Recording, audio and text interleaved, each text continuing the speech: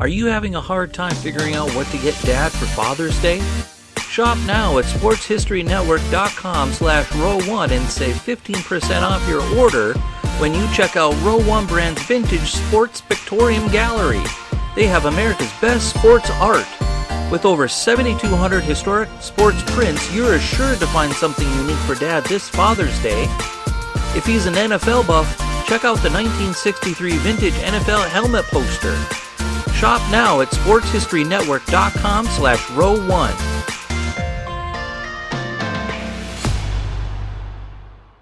Is it possible to score 50 goals in a season and follow that up with a 60-goal season in the National Hockey League and play in relative obscurity? Is it possible to be one of the best goal scorers in the league and continually lead your team in scoring every year and not be known? Well, if you played for the California Golden Seals and the Cleveland Barons, and later played for the Washington Capitals when they were continually one of the worst teams in the league, yes, it's possible. Today, we'll visit with the man who lived that NHL life, Dennis Maruk.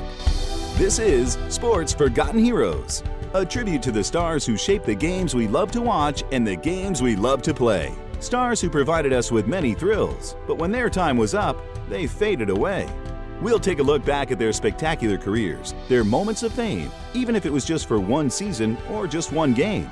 And now, here's your host, Warren Rogan. Hello once again and welcome to Sports Forgotten Heroes, and today's something special. Most of the folks we talk about have long since passed on, but every once in a while, there's someone who's still kicking. Someone who had a great career but is not remembered like he should be. And today, not only are we going to talk about Dennis Maruk, today we're going to speak with Dennis. So I'm very excited about today's podcast and hope you are too. First, though, I want to let you know that today's podcast is sponsored by Audible. Get a free audiobook download and a 30-day free trial at www.audibletrial.com/sportsfh. Over 180,000 titles to choose from for your iPhone, Android, Kindle, or MP3 player. Audible is a great way to enjoy your favorite audiobooks, especially when you're on the run. Give it a try free at www.audibletrial.com/sportsfh. You get a free Audible book and a 30-day free trial. I'd also like to thank Henry, Jack, and Paul for their continued support. If you'd like to contribute to Sports Forgotten Heroes, please visit our Patreon page at patreon.com/sportsfh. That's patreon.com/sportsfh. Check out our website, sportsfh.com, where you can find out more on how to show your support, link back to previous podcasts, learn more about our guests, and see who else is scheduled. Follow us on Twitter at SportsFHeroes and look for our page on Facebook. Now, Dennis Maruk. His career was, how to put this, quite interesting. You know, sometimes, no matter the sport, players meet with some bad luck when it comes to the teams they play for. In baseball, the great Ernie Banks never made it to the postseason, but he's not the only one. In hoops, the great Patrick Ewing, while he made the playoffs, never won a championship. Neither did Karl Malone or John Stockton. In football, Barry Sanders made the playoffs, but he never won a championship. Sometimes you just get selected by a team or traded to a team that isn't, they're not very good. Now, imagine something even worse than that. Playing for a team that folds up and moves. Not only did Dennis Maruk play in front of thousands of empty seats as a member of the California Golden Seals, he moved with the team to Cleveland where, as a member of the Barons, not only did he play in front of even more empty seats, there were times when payroll couldn't be made. Imagine that, playing one of the four major sports and your team can't make payroll. Not only did that happen, Dennis had the misfortune of playing for a third team that didn't make it at all, the Minnesota North Stars. They actually moved to Dallas to become the Dallas Stars. All the while, though, Dennis did what he was supposed to do on the ice, and that's score goals. In fact, he was one of the best goal scorers in the NHL, yet playing for teams such as the Seals, the Barons, the North Stars, and for a while the Washington Capitals. Dennis played in relative obscurity, and that certainly affected his popularity. I mean, how else can you explain the fact that a guy can score 60 goals in one season and not be remembered? It's pretty hard to do. Well, today on Sports Forgotten Heroes, Dennis Maruk, who just released his book, Dennis Maruk, the unforgettable story of hockey's forgotten 60-goal man, is here to talk about his great career. Dennis, welcome to Sports Forgotten Heroes. So glad you could be here. Glad to be here, and good morning. So let's start here. Phil Esposito, Guy Lafleur, Reggie Leach, Steve Shutt, Mike Bossy, Wayne Gretzky, and then you, Dennis Maruk, the seventh man in the history of the NHL to score 60 goals in 1 year. What does it mean to you to be included in such an exclusive group, which of course has grown over the last several years? Well, I think everybody's maybe surprised that my name's in with those guys. I don't know. This little kid from Rexdale, Ontario, was always told he was too small to play in the National Hockey League, and I think having the 50-goal season there in Washington just before the 60. And then being involved with that group, the names you just listed, it's an honor, no doubt about it.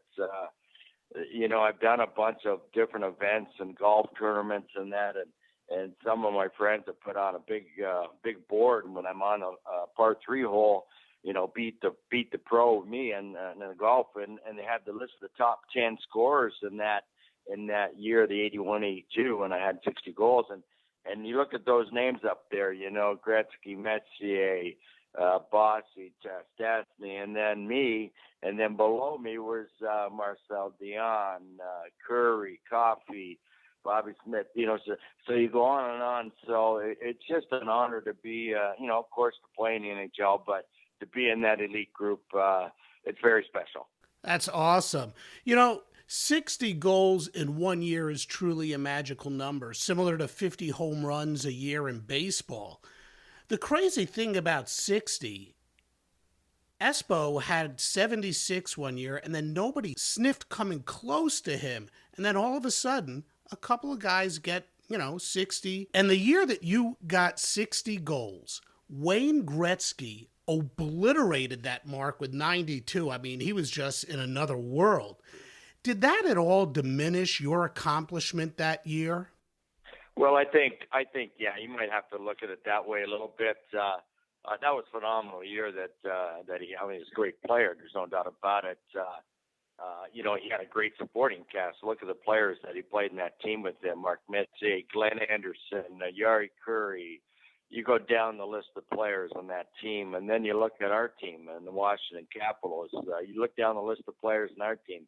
No comparison. I'm not knocking the guys in our team at all, but the talent he had there compared to the talent we had to work with in Washington was nowhere near close. But we got to the playoffs that year, and it was just it was great for the first time to get the Capitals in the playoffs. And sure. Of course, we ended up going against the Islanders and didn't do so well because they had a great team as well. But to be what Gretzky did, and that seriously, that year that I had 60, I think I probably could have had, if things went in the net for me, probably close 75, 80 goals. Wow, what a phenomenal year. And as you had just noted, you scored 50 the year before. So you had 110 goals in a 2-year stretch. It's amazing. You also had some pretty good line mates in Ryan Walter and Mike Gartner. Tell me about the chemistry that you guys had. I didn't play a lot with Mike Gartner. He played in another line, and my line mates that year, and we pretty much stayed together. Mike Gartner's a great, phenomenal hockey player, and he played 20-plus years, and he can still play today. He's in so great a shape, and I've skated with him. Just a great man. Ryan Walter was the left wing, and Chris Ballantyne was my right wing. A lot of people don't remember when I do trivia who are my line mates, and hardly anybody gets Chris. And I always got to say, his first name's Chris, but there's a special, nobody gets it. And then they keep bringing up Mike Gartner and that, and I said, no, his first name's Mike, not Chris. And then I always have to say, well, there's a special day in February. And, Chris Valentine. So that's how that goes. We were aligned. Look at Bossy, Trache, and Gillies. We were aligned. Brian Murray, the coach, great man, rest in peace, Mr. Murray.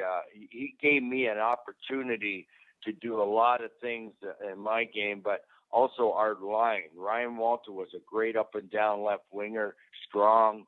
Chris and I were more the playmakers, set up things and make some goals. But, Ryan had one of his better years, and so did Chris. And, I compliment Mr. Murray keeping us together, even though we went through some games where, 5-6 games or so, we didn't get many goals. And he knew that we were a good line. Didn't want to disrupt us. We played together on the power play together. A lot of times in the power play unit, you have different guys from different lines, but our line stayed together, and I think that just made it work for us in all the games. Let's go back to the beginning a little here. Scoring 50 goals and 60 goals is not an easy chore. And the beginning for you was many years earlier with the Toronto Marlies. I guess that's where you got your first taste of what it could be like to play as a professional. You loved playing for the Marlies, but you were traded away to London. Right. And this is when you were just 16 years old. So first, for our listeners, tell us who the Marlies are and why it's so important and such an honor to play for them, especially if you're from the Toronto area. Okay, great. Yes, I started out playing house league in Rexdale, and I was a leading scorer in house league, and that just carried over and then in minor Bantam, played for the Toronto Marlies and Marvels, and then Markham Waxers was the next level, Junior B, and it still was the Marley chain.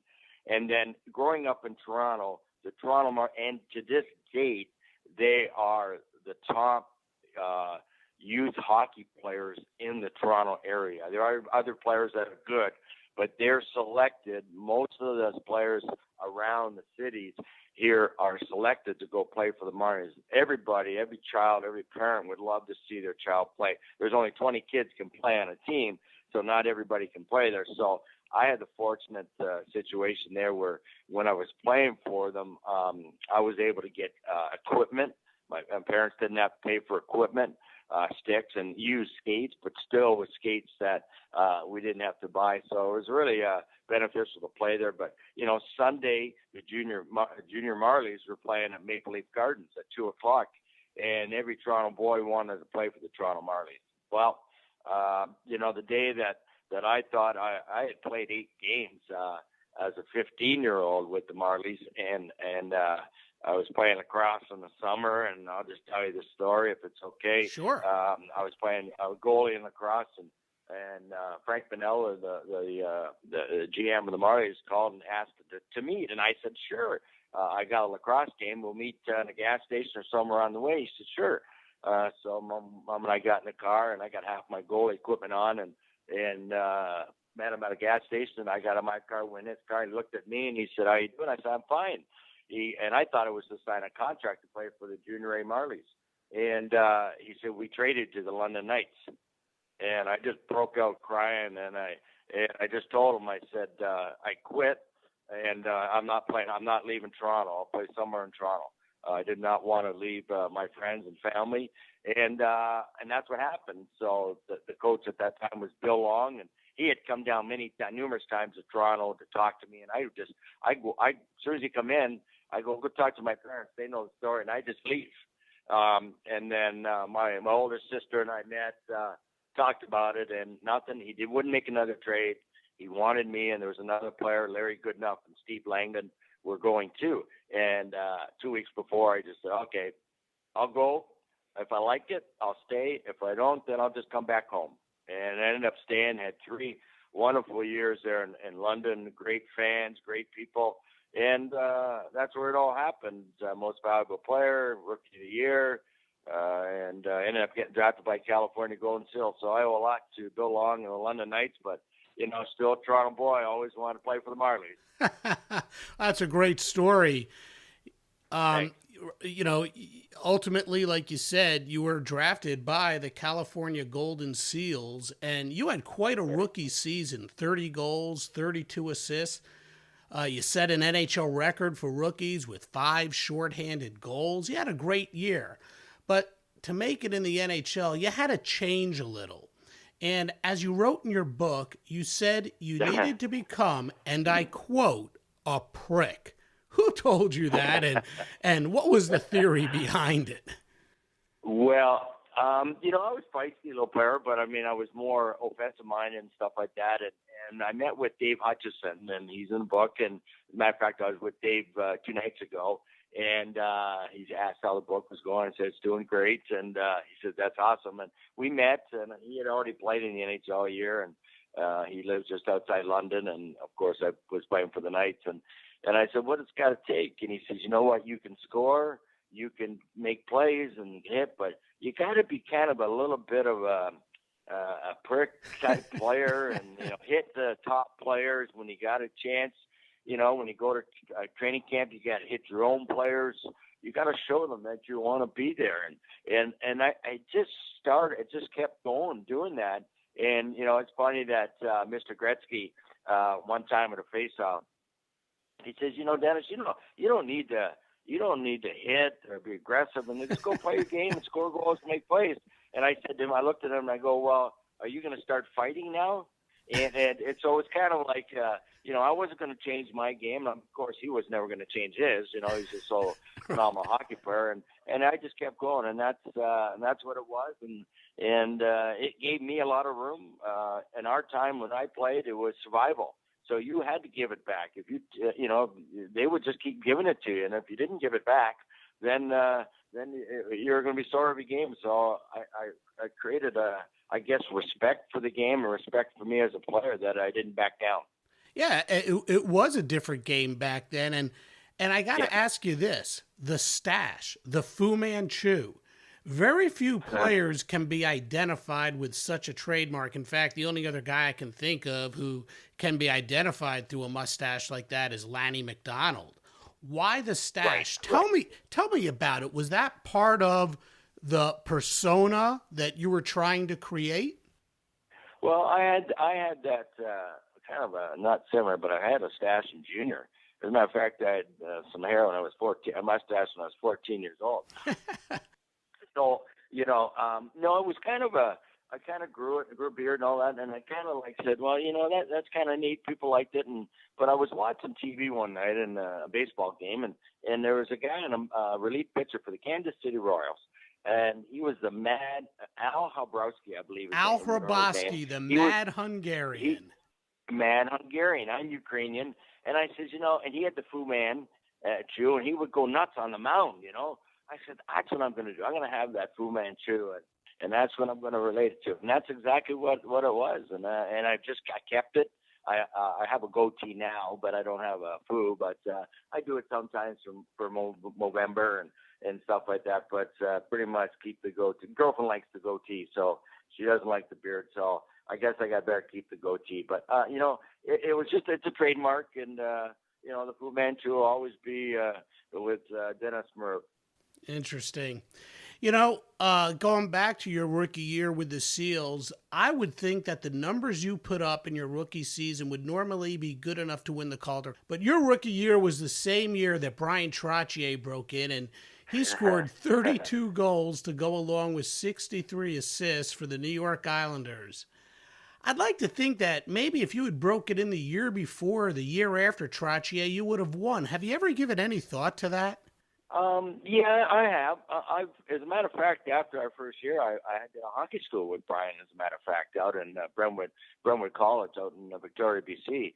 And we became friends right from then. And, he's an unbelievable. That was a great start for him. And, I'm playing with a team, a weak team in California, not a lot of exposure compared to the Islanders where Bryan got. And, that has nothing to do against his talent. He was a phenomenal. He's won every award except the Grammy.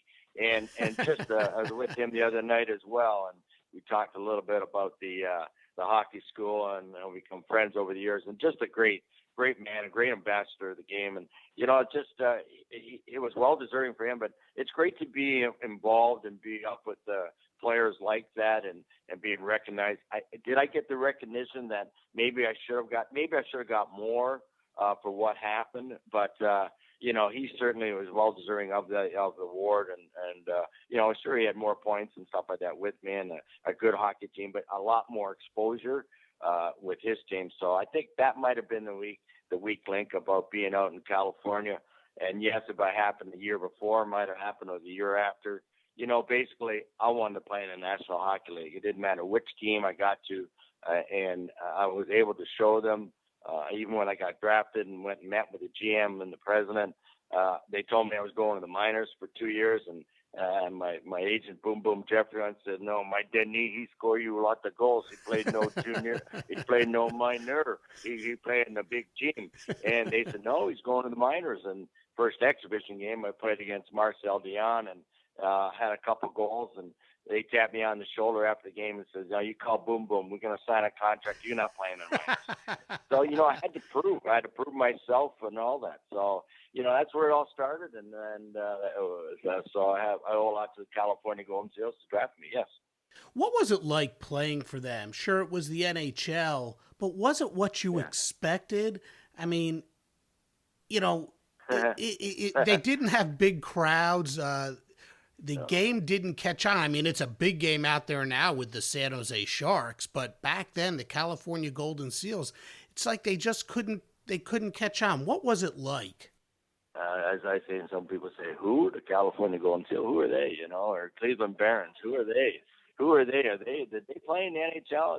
So that's kind of what I went through during that time. And as I said, it was great to be in NHL. And yes, we weren't a real strong team. We lost a lot of close games. We had some good players, but what was it like? Well, I was 19. I was 20 years old, and I bought a '73 Corvette and sunshine and driving on the Nimitz to Oakland to practice or Berkeley or whatever, and got to go to San Jose, got to go to San Francisco.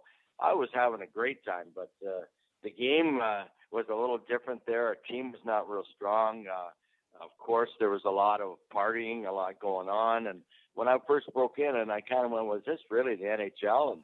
And second day, we couldn't get to the bar fast enough the second day of training camp.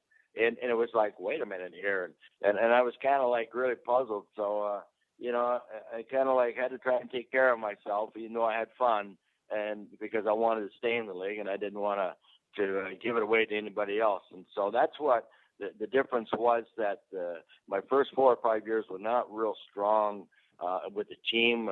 We were weak, but I had to go do the numbers. I knew that if maybe somewhere along the line a strong team, a good team, a chance to play in Stanley Cup would select me or trade for me or whatever. And that's how it was always in the back of my mind. It never happened, but I was proud to play with a lot of great hockey players and proud to play against a lot of great hockey players. Sure.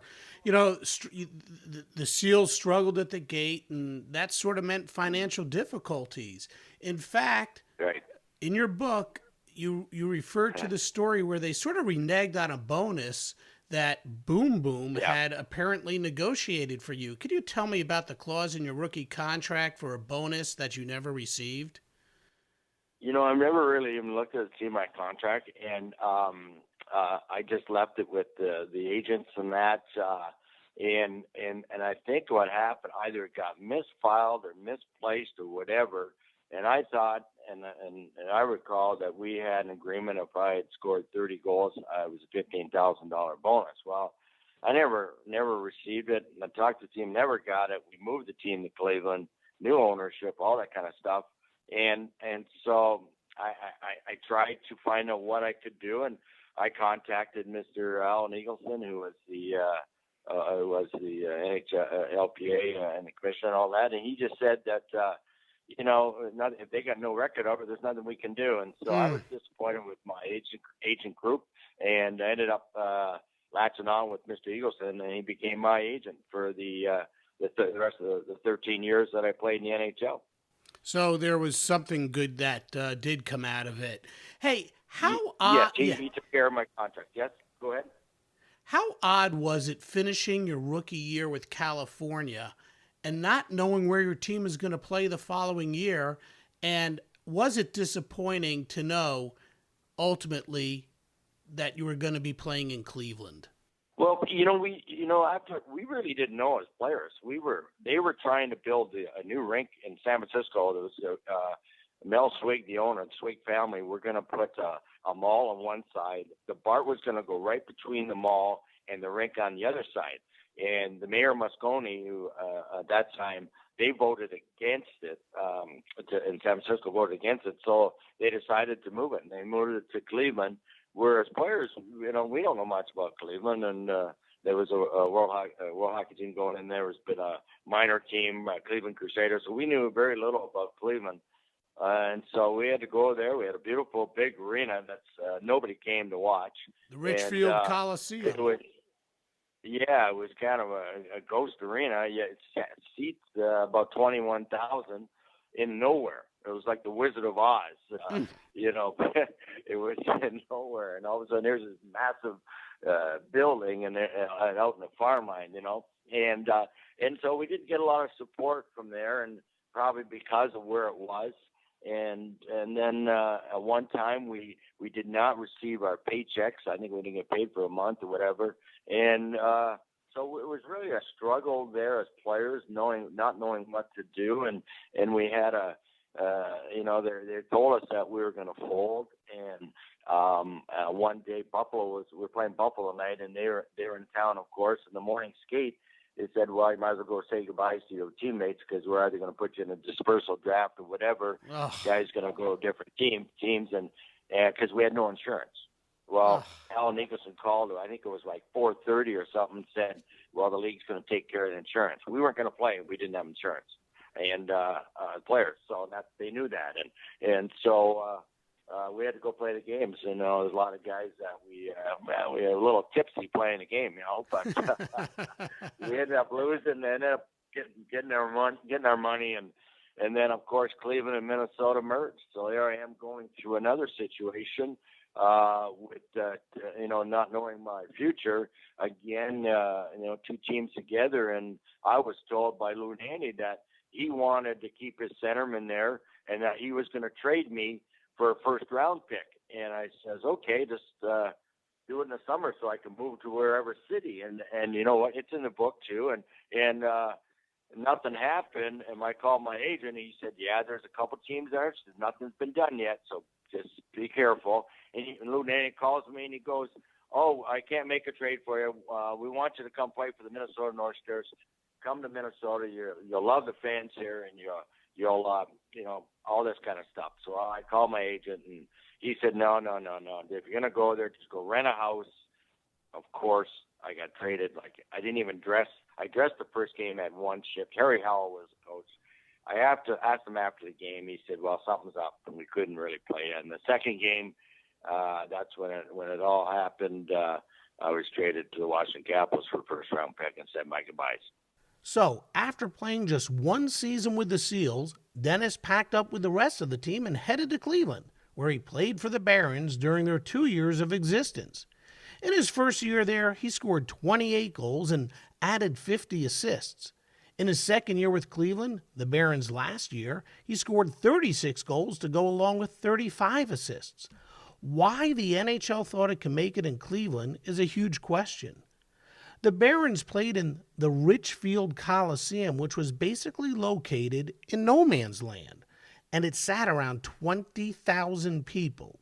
In the 4 years previous to the Barons moving, the Cleveland Crusaders of the World Hockey Association, the WHA, called the Coliseum home, and they couldn't attract any fans either.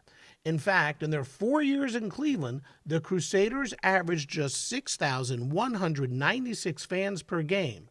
So why the NHL thought relocating the Seals to Cleveland would make sense is anyone's guess. In fact, the Barons only drew 5,935 fans a game. What a disaster. For Dennis, though, amazingly, things were starting to get better. Before we get there, though, just want to remind you that today's podcast is sponsored by Audible. And for listeners of Sports Forgotten Heroes, we have a terrific offer for you. Audible is offering a free audiobook download with a free 30-day trial to give you the opportunity to check out their service.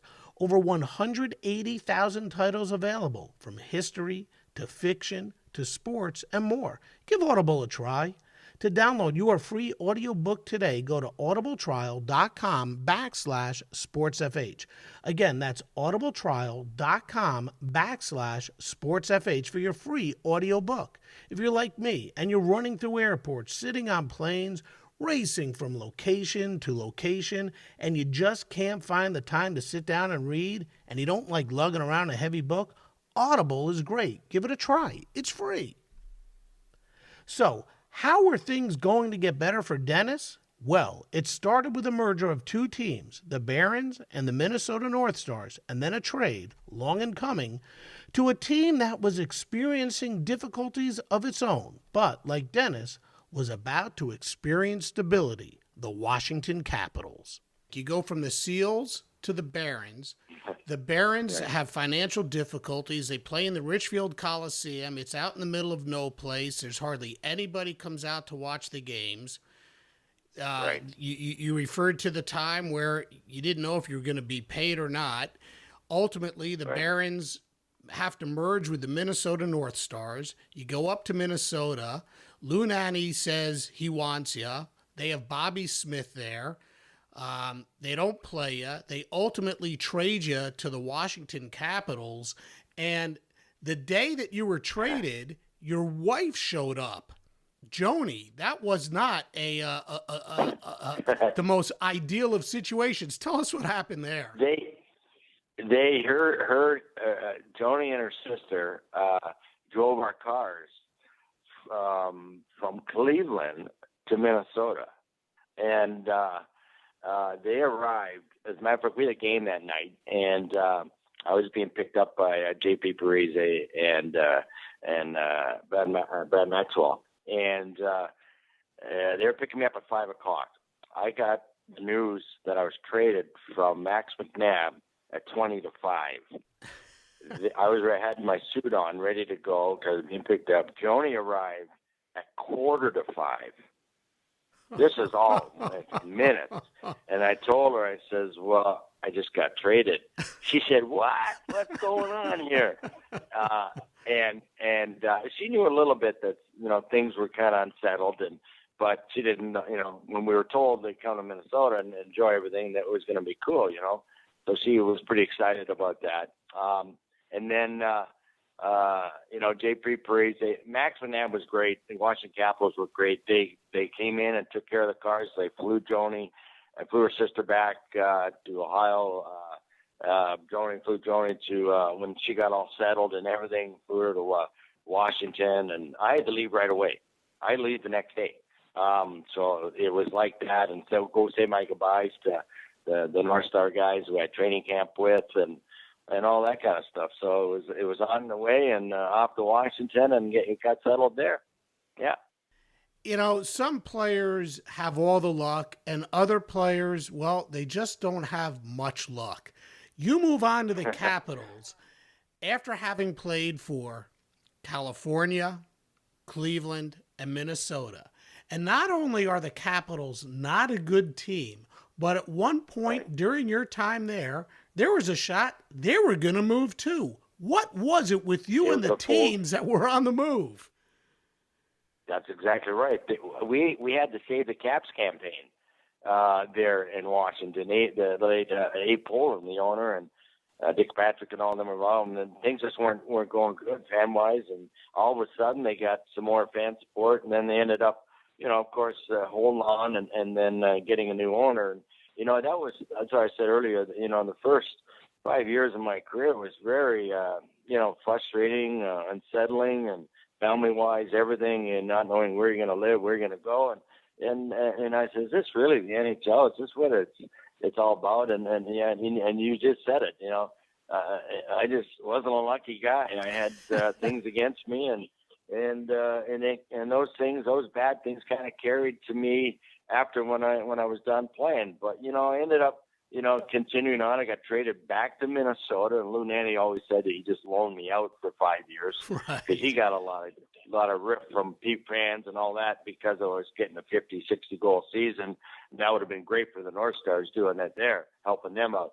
But I ended up getting back there and playing 6 years, and things worked out well. One theme you referred to often in the book was the fact that no matter how many goals you scored, no matter how well you did on the ice, it wasn't satisfying because the teams you played for didn't make the playoffs. Ultimately, you did make the playoffs. But what was it like all those years before you got a taste of postseason play? Tell me about the disappointment. Well, definitely disappointed. Any player that's played in the NHL that doesn't make the playoffs is very disappointed because our goal is to play in the playoffs and try and have a chance to win the Stanley Cup. And it was frustrating. The only positive side that I can look at all that kind of stuff, I had some pretty good years, and so I got selected to play in the World Championships with Team Canada. Right. So I got to play internationally against some great international hockey players, Tretiak, all those Russians, the Czechs, and Swedes and Finns. They had their best players, and so we didn't have our best players, but we had players that didn't make the playoffs, but they selected the best players and got to go over there. So I have to look at that. I won a bronze medal, and I look at that as being my Stanley Cup or my playoffs because I was able to continue on playing in April, and I got to see some pretty neat cities and countries around the world. So I have to look at that as a positive side there. But yes, and then finally, eventually getting into the playoffs in '81 with the Capitals, and that was great for the town, and everybody's so excited, and of course that great trade that Washington and Montreal changed the whole outlook of the Washington Capitals, Right. and they traded Ryan Walter and Rick Green for Rod Langway, Brian Inglum, Doug Jarvis, and Craig Loughlin. That changed the whole outlook of our team. And Bobby Carpenter, we had Gardner. We had a strong team, and just wasn't enough. But that changed everything. And now look at Washington; they've exploded and got some good draft picks and great players, and just continuing on, which is great to see. Yeah, going back to your international play, I'm telling you, to you who are listening to Sports Forgotten Heroes, you got to get this book. Dennis has some great stories about some interesting things that happened overseas and the great players that he did get to play against. Hey, you scored 50 goals in the 80-81 season and followed that with a magical 60 in the 81-82 season. First, when you look back at those 2 years now, do you feel satisfaction today? And second, how did the game differ back then? What was it about the game then that allowed for more guys to score 60 goals in a year than they do today? Well, I think the satisfaction I have, first of all, is to make it to the NHL. I had so many negative things against me. I was a good scorer in junior and all that, and I thought I had the opportunity, and I thought I was going to get drafted at the first round or whatever, but I was too small. That's the whole mark I had, and I wasn't strong enough, all that kind of stuff. But I made it. I scored my first NHL goal in Maple Leaf Gardens. My parents, my family, and brothers and sisters and friends were all there. So that was a thrill. And then, a great, when we scored the 50 goals, and I got my first All-Star game in '78 in Buffalo, when I was playing for the Barons and playing with Lafleur, Schott, Trottier, Landon, all those great Sittler, all those great hockey players. And here's this kid from Rexdale, Ontario, playing and sitting in the same dressing room being coached by Scotty Bowman. It's just, those are highlights. Those are things you'll never forget. And then the year I scored 60, we had that was the All-Star game, was right in Washington.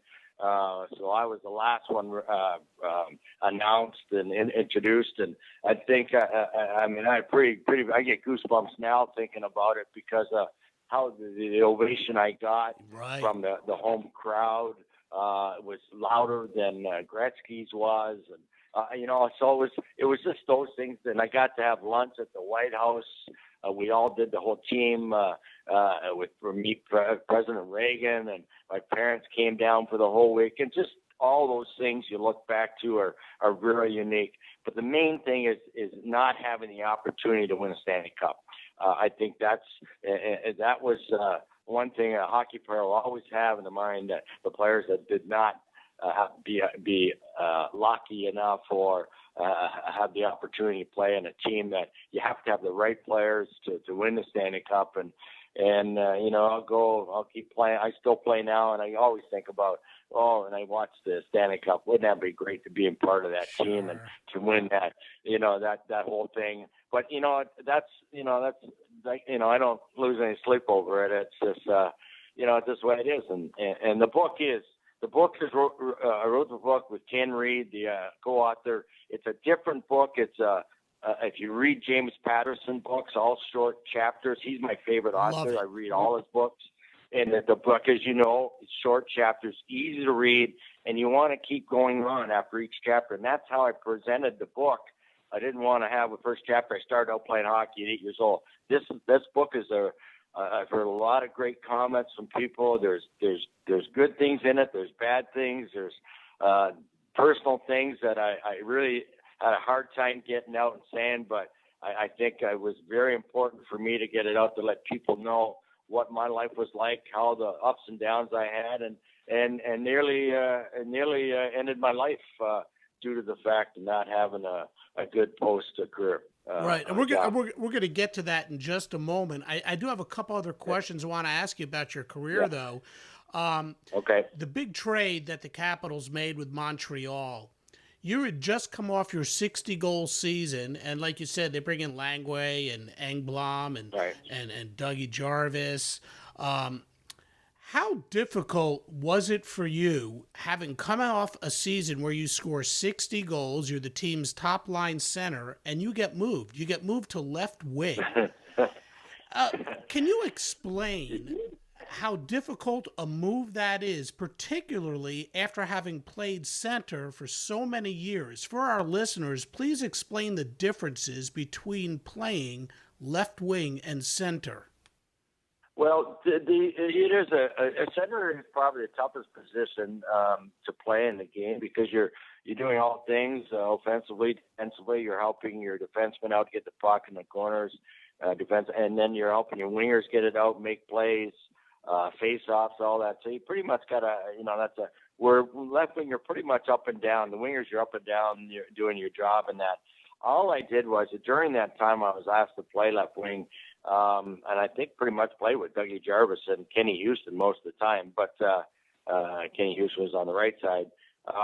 Bobby Carpenter was with us, a great hockey player, young, and he had to play a lot at center. And so myself and Bobby, to play a lot was, I think it was to strengthen our team, even though I could produce. I didn't know how well I was going to be able to play it.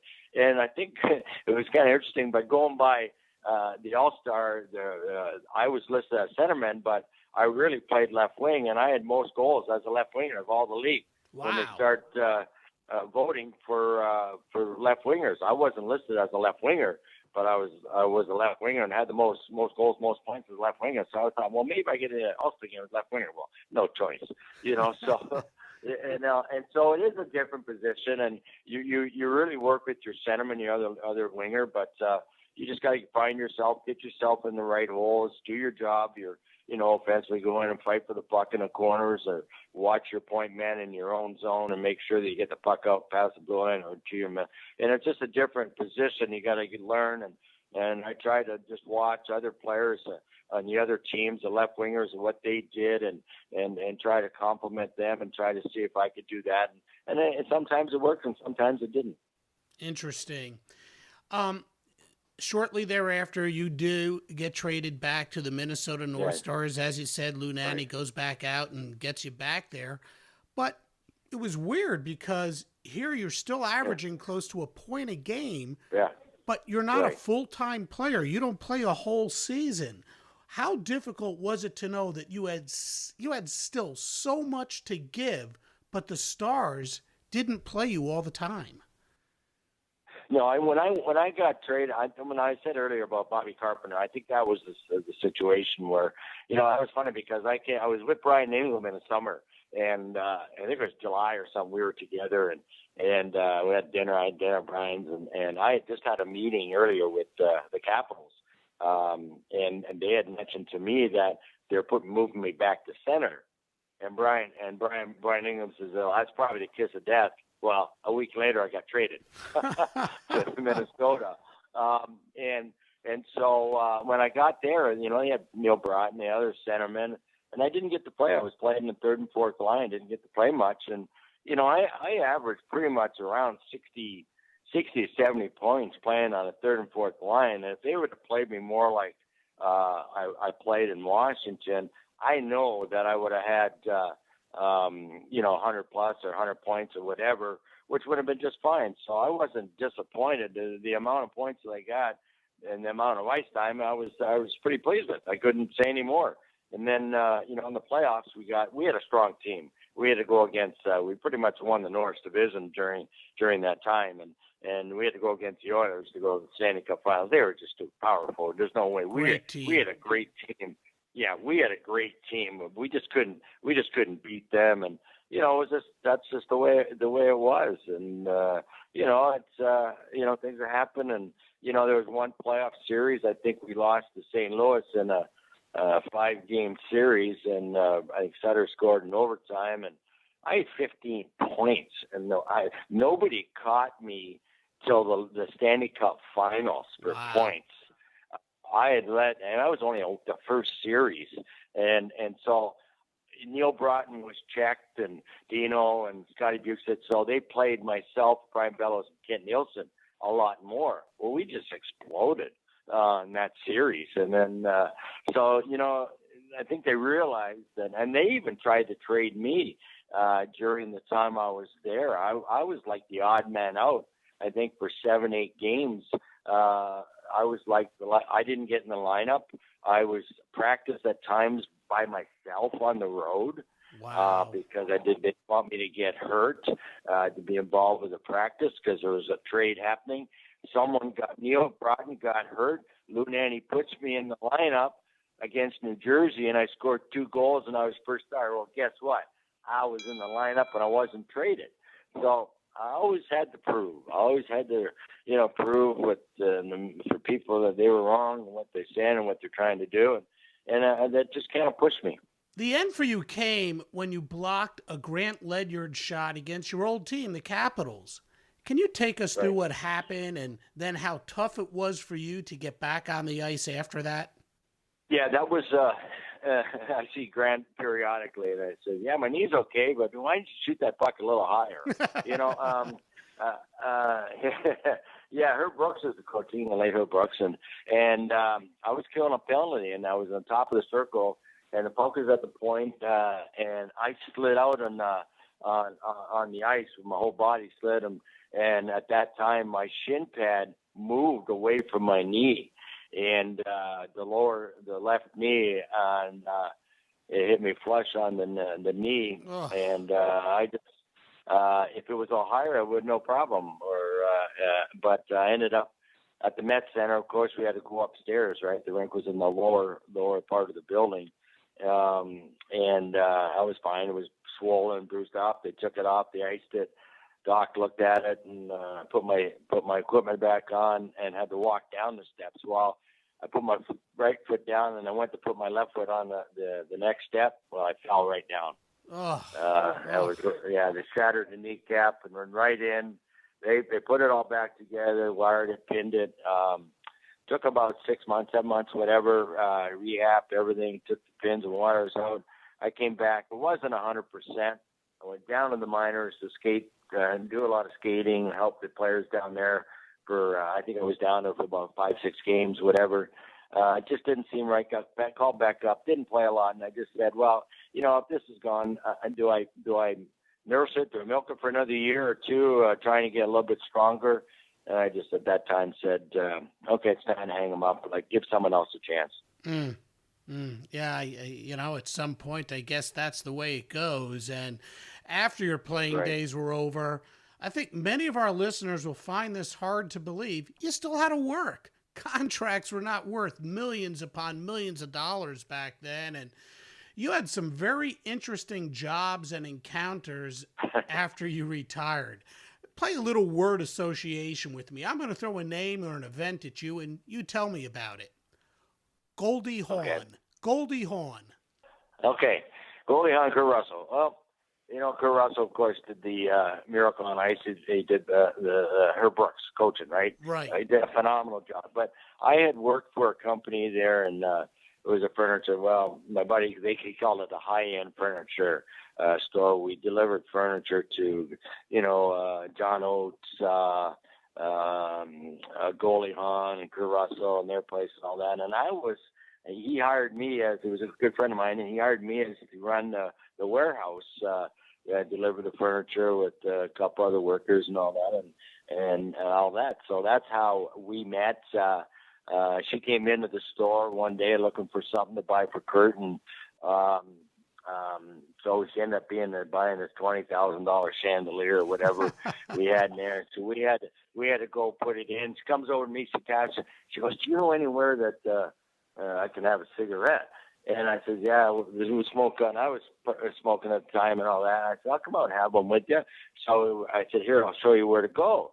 And so we got talking and all that, and we talked about their son was a goalie and all that, and ended up going to her house and setting up this and meeting him a few times. She called me. I was her hockey love, and it was kind of cute. She signed a big, huge picture for me, and to my hockey love, Goldie Hawn. And then I met Kurt, and I met Kurt one night, and I sat there for an hour and a half. I had 2 glasses of wine, and I think I might have said 6 words. All he talked about how great our sport was, and that's what I wanted to talk to him about. Acting and movies and what it was like and all that. I couldn't get there. We had a great time. We had a great time, and I really enjoyed it. Yeah, awesome. Really enjoyed meeting those people. John Oates from the group Hall & Oates. Okay, that was a situation. He lived in, he still does, in Woody Creek, Colorado, and he has a farm. We got a farm out in a lot of acres, and that he's got a lot of machinery, 100-year-old farm machinery, and all this kind of stuff. And so he came into the store. Amy, his wife, came into the store, and John, and she was looking for herself. And John asked Paul, who was the owner, my friend, "Do you have anybody that works here that can help me out move some farm machinery?"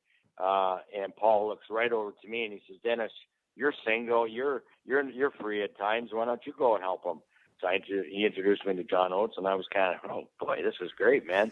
So I said, "I'd do it," and I do it. So I went over there one day, and we set up a date, and it was a Saturday, and went over there and moved a whole bunch of farm machinery. He says, "Do you know much about landscaping and all that? I got a couple apple trees that need to be died. I need to replant them. Can you do that?" I said, "Oh, no problem. So I did that, and he gave me a check, and then he goes, "Is this okay?" And I says, "Yeah, that's fine, no problem, And so he calls Paul, and Paul says, "Could Dennis do more work over here?" And Paul says, "Well, I'll check with Dennis, and you guys team up." So I ended up teaming up with them.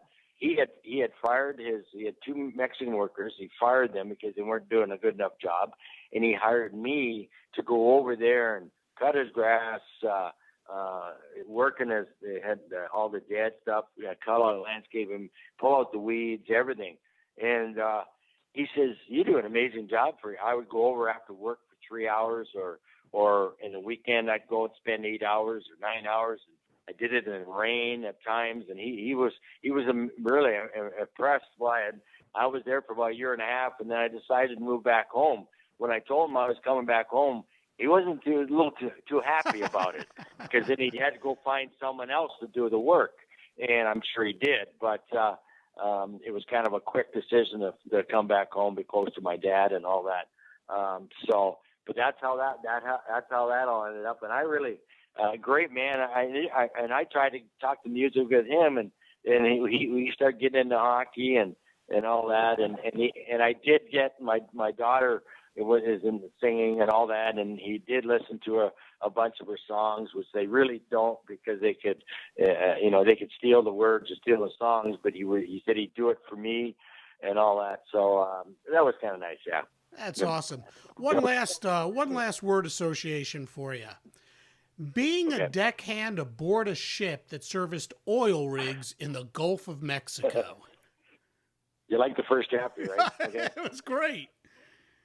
I guess, you can really, I was in Louisiana. I did some coaching down there, and then things didn't work out. And I ended up, a friend asked me, he was looking for people to work on the cruise ship that services oil rigs. And the company was Devon Energy, all their rigs out in the Gulf. And so I had to go do training and everything and get the certifications and all that kind of stuff. And I said, why not? Let's go see it. I wasn't doing anything. And so I would go on for a week, off for a week, on for a week. And we serviced the rigs, and there was 2 captains and 2 deckhands. And I became a real good cook, cleaned the boat. I even ended up piloting the boat in a storm that was unbelievable. The 160-foot cruise ship loaded with these 5,000, 10,000, crates that were going to be hoisted up from the rigs.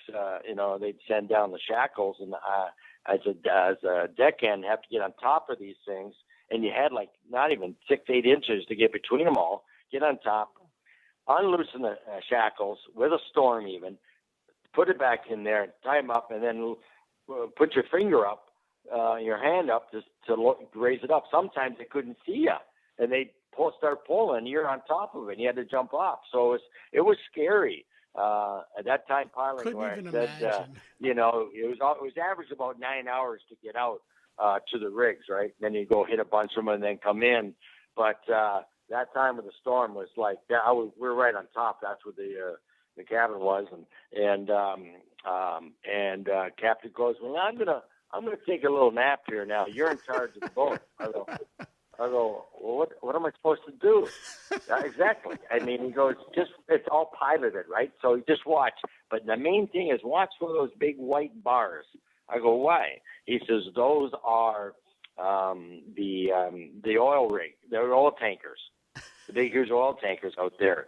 And I said, you just got to watch for them. And I said, okay, thanks. And then a storm comes, and the waves are coming right over top of me. The boat's going from one side to another.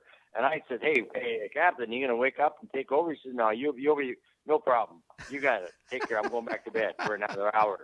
And that's what happened. So that's how I started out with that chapter because, you read other autobiographies and all that, and they just start off with and I wanted to do it just like James Patterson books were. I read so many of them. I like the short chapters. I'm 60 years old, 60 goal scorer, and 60 chapters. So that's how we did it. And so far, things have the reviews I've got have been great. And I thank you for your nice, kind words too. So go out and get it. It's Amazon.ca and .com and all that.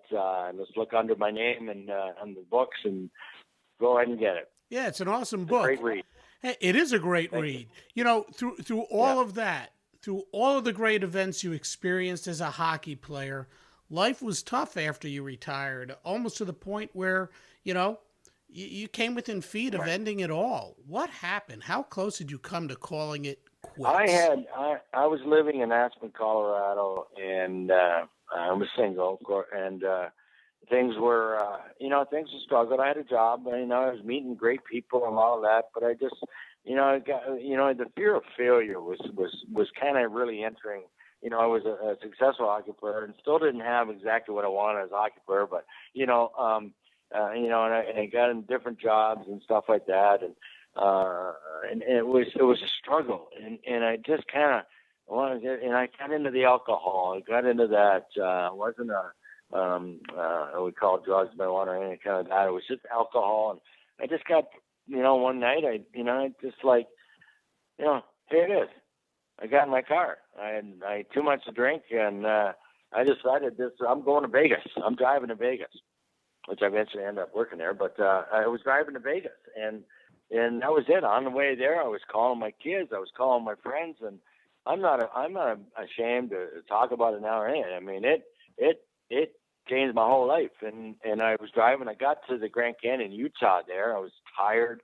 I was driving real slow. I'd got two hands in that wheel and everything, and I wasn't scared of anything. I was just going. It was late at night, and I was tired. I pulled over the side of the road, a little dirt road, just a little one, and I fell asleep. Well, I got out. The sunshine woke me up in the morning. Right, I got out of my car on the driver's side. I walked around, and within 5 feet was the cliff, the Grand Canyon. Wow.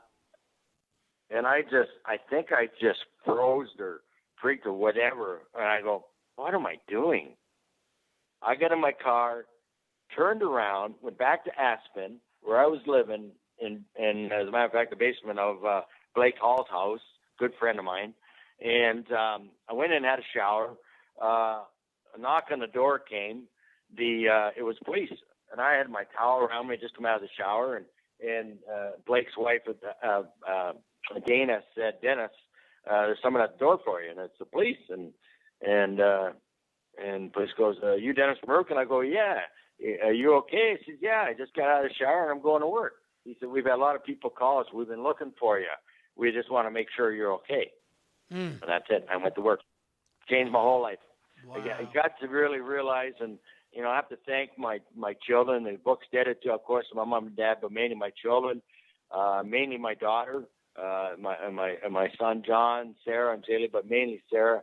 Sarah became my closest friend, and sorry I get a little teary right now, but she pretty much saved me. We talk pretty much every other day. Wow, Dennis, it would have been so, a tragic loss. I'm so glad you didn't take that final step. Yeah, I mean it was so it was so close, and sometimes and you read other books, you hear other stories of people.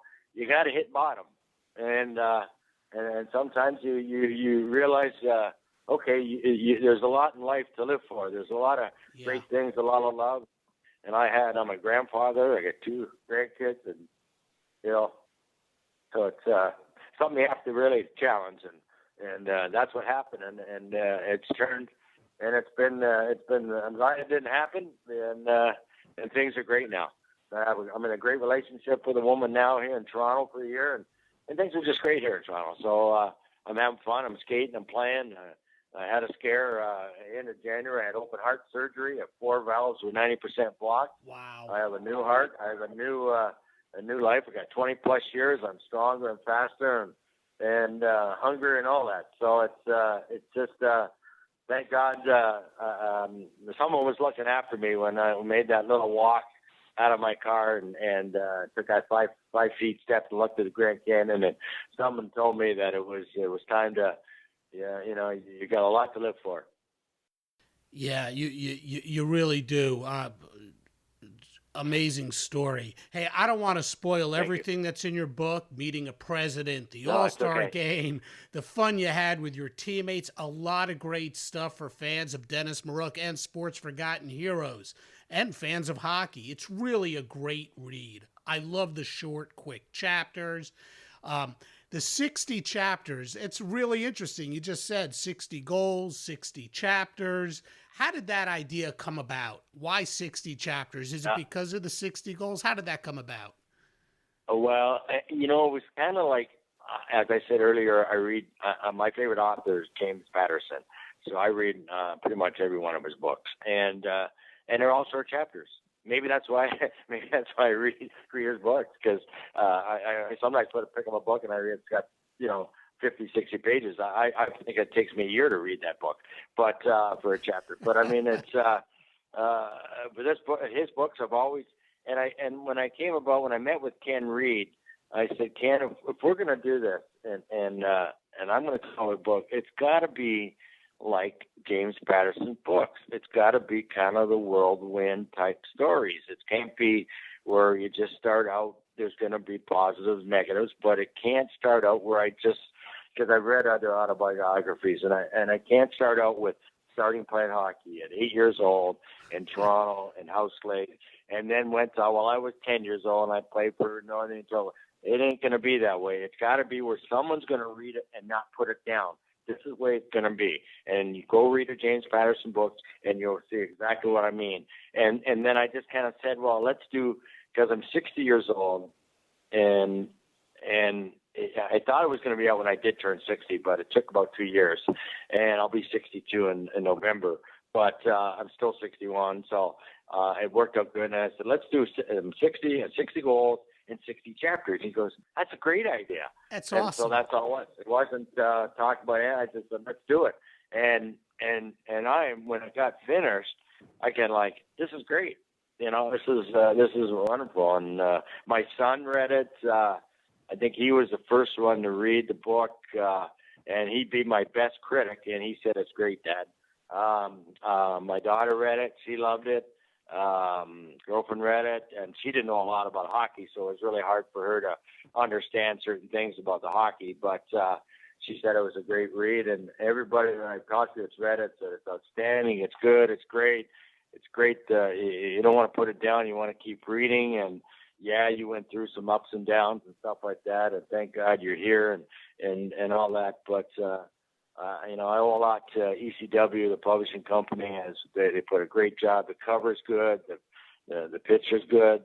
Ken Reed, of course, who wrote a couple books and a Canadian bestseller, he did a wonderful job, and that's what it is. And the great forward by Marcel Dion is awesome. The great comments by all the players I played with, my players I played against, my peers. You know, Phil Esposito. You know, Wendell Clark, Dennis Maruk, Mike McDonald, Mike Gardner. I'll go down the list of guys and all the great compliments and things they said about me. And, you know, I'll never forget that. Yeah, it is. It's really a great read. It is a book that you don't want to put down. And let me ask you this. Besides wanting fans to have fun reading the book, is there any other message you want them to have to come away with after reading it? Well, yeah, I think the message is that you have to really, you know, do you have to hit rock bottom? No. I think that you know, as an athlete, you know, prepare yourself. Your seasons, your years of life as an athlete, whether it's, you know, football, baseball, hockey, basketball, you know, you prepare yourself for your post career, you know, because I did not. I thought doors were going to be open for me. They did not. I struggled and had a hard time, and that's probably why I went through some real rough times and said, "Oh, I'm a failure. You know, things just didn't work out in my life. I want to go." But you got to really realize and respect the fact that what you have and what you did as an athlete, you made it to the big time. You made it to the big show. You got to be proud of that. You got to be proud that you had children. You got to be proud you have grandkids. You got to be, you know, people do love and respect you. Yeah, and we don't all have great things in life, but you have to. You're here. We're material things. We are who we are, and we're not all the same. And I think that's the message that you got to go. Enjoy life. Have a passion. Enjoy life, and things will be a lot happier for you. I didn't have all that, and I feel that that's kind of the message I give to people. That's awesome. Dennis, I have one last question for you. It's a question I've always wanted to ask of a professional athlete. I'm quite sure you had a favorite team to watch when you were growing up, and I'm going to guess it was the Toronto Maple Leafs. What was it like playing against them the first time you faced them? Was there extra motivation? And after you retired from the game, did they once again become your favorite team? How does that work for a professional athlete? Well, you know, of course, growing up in Toronto as a kid, we all want to play for Toronto Maple Leafs. Even when they make it to the pro, and you're not, you don't get drafted by them. Or as I said earlier, I said I've tried to get traded, and Lou Nanne would not trade me because it was Norris division, and I really wanted to play my last few years in Toronto in front of my friends and family, but it never happened. Do I cheer for them? Yes, I do. I always have to. Even when I turned pro, I cheer for the Toronto Maple Leafs. From here, you know, grew up as a kid, and you know, the teams that I played with, of course, the Dallas Stars I cheer for, the Washington Capitals I cheer for, the Toronto Maple Leafs. But my favorite team growing up, my favorite player that I used to watch because we practiced at Maple Leaf Gardens as a kid with the Marlies, all the pro teams come in, was Bobby Hall. Wow. I used to like watching Bobby Hall take his shots, and I'd sit behind the net and their practice and watch their practice, because we are to practice before the NHL teams who practice after them at Maple Leaf Gardens. So I got the chance to take the subway all the way to Maple Leaf Gardens, go there. But, the player like that, but there's a player that I got a forward in here that I idolized because of our size and our strength. And he's kind of the same. He never won a Stanley Cup. And that guy is a phenomenal man, great player, Marcel Dion. Triple Crown line with Charlie Simmer and Dave Taylor. Yeah, Dave Taylor. Awesome guy. I've done a lot of different events over the years with him, and I've always told him, how did you do it? And I mean, you look at his numbers. It's unbelievable, his numbers. And the team, look at the team he played on. Yeah. Not a strong team. Yeah. Not a very strong team. And, of course, with the Canada Cup, 72 there, but just a phenomenal player. And if you think about it, it's kind of the same kind of story a little bit about not playing on strong teams and not winning a Stanley Cup. But he was a player that I really looked up to because of his smaller stature. He was a lot stockier than I was, but was productive, was a great player, and so there's my answer.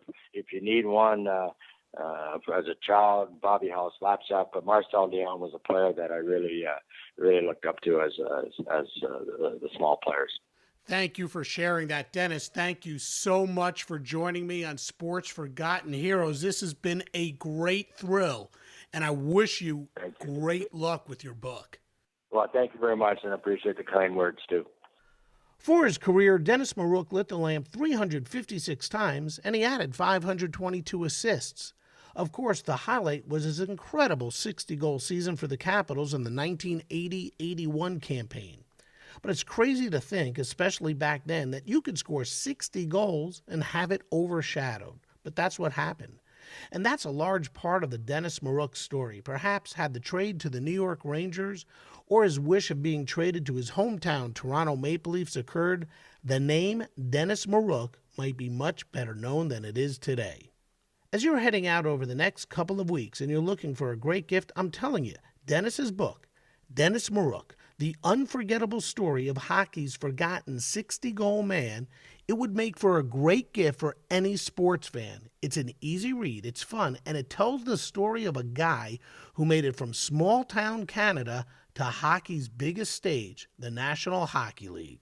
It's available at bookstores, Amazon, Barnes & Noble, wherever you shop for books. It's a great gift for the holidays. It's just a great read. Next time on Sports Forgotten Heroes, back to the NBA and one of its forgotten heroes, Ernie DiGregorio.